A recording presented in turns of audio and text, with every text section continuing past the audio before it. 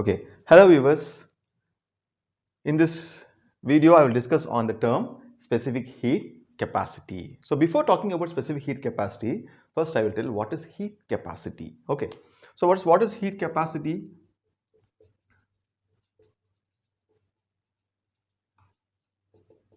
Heat capacity is the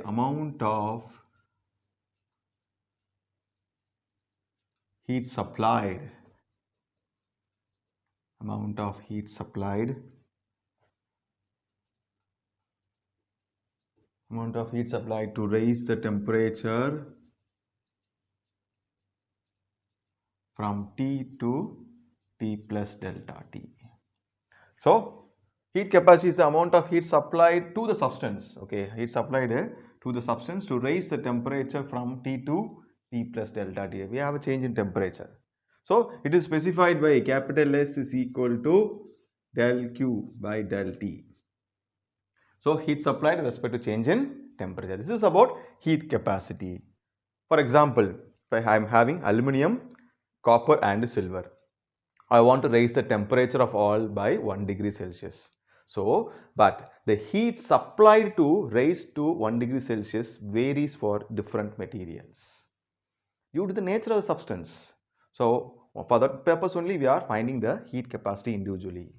Okay.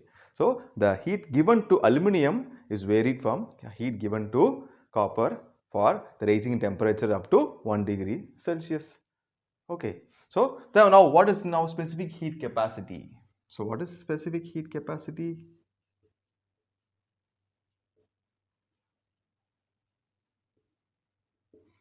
So specific heat capacity is given by small s. It tells that it is equal to heat capacity per unit mass per unit or per unit kg. Heat capacity per unit mass or unit kg. So this can be written as 1 by m del q by del t.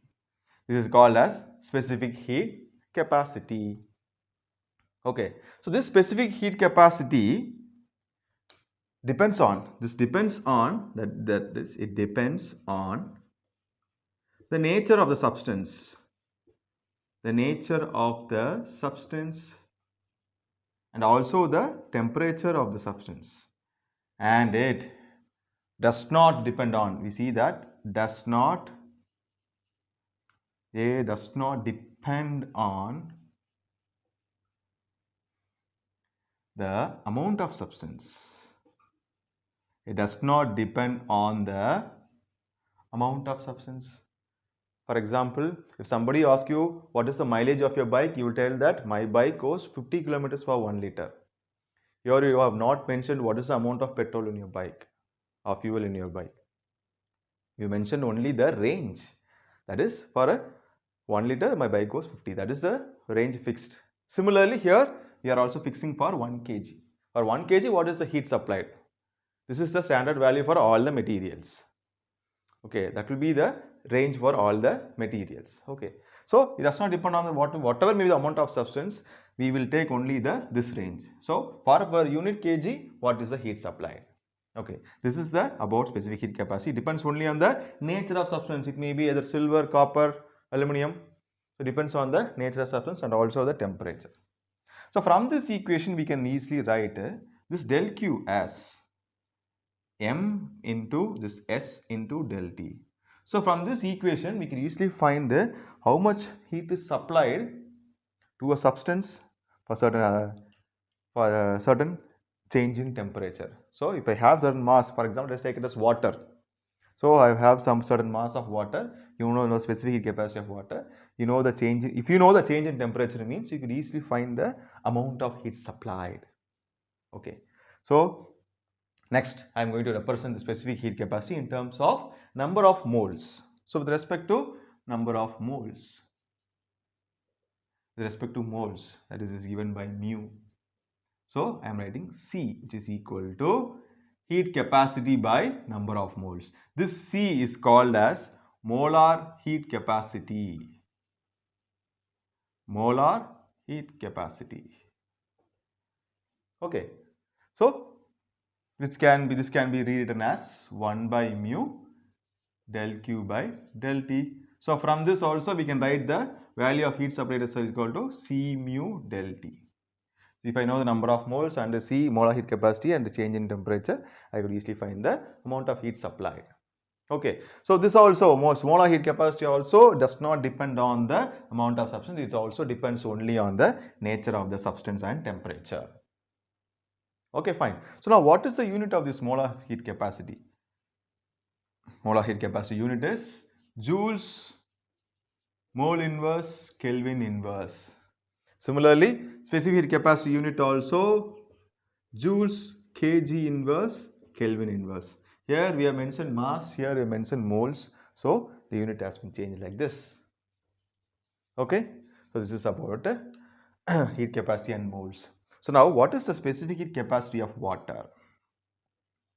Specific heat capacity of water. What is the value? So before talking about specific capacity of water, I should mention what is 1 calorie. Because 1 calorie is the old way of representing the unit of the heat. That is olden days. The old unit of heat is 1 calorie. So what is this 1 calorie? So 1 calorie is the amount of heat. Amount of heat given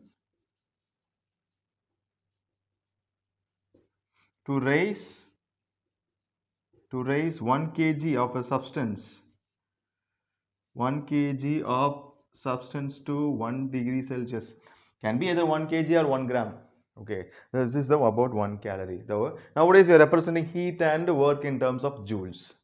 So now what is specific heat capacity of water? So that value is 4186.6 joules kg inverse Kelvin inverse. Okay, or else we have another unit.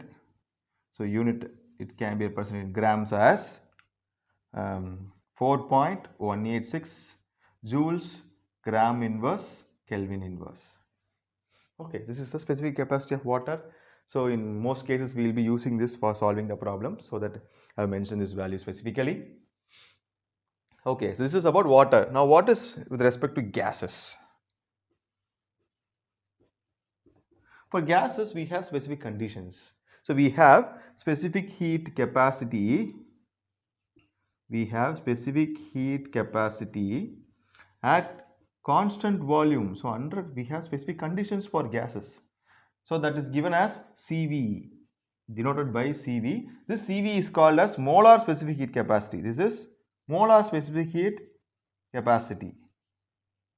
Molar specific heat capacity.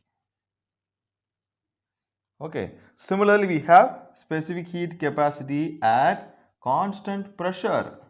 At constant pressure. So that is given by C suffix P. This is also molar specific capacity. So CV and CP.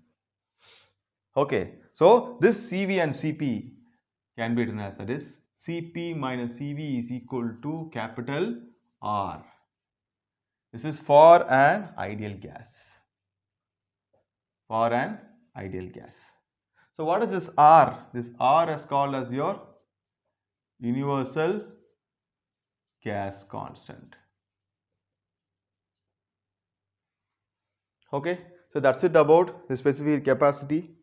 Okay, so for different materials we have different specific capacities which is used. For example, let us take mercury. So the specific heat capacity of mercury is approximately 140 joules per kg inverse Kelvin inverse, or joules per kg Kelvin.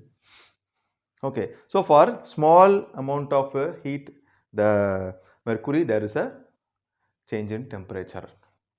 So for that purpose only mercury is being used in thermometers.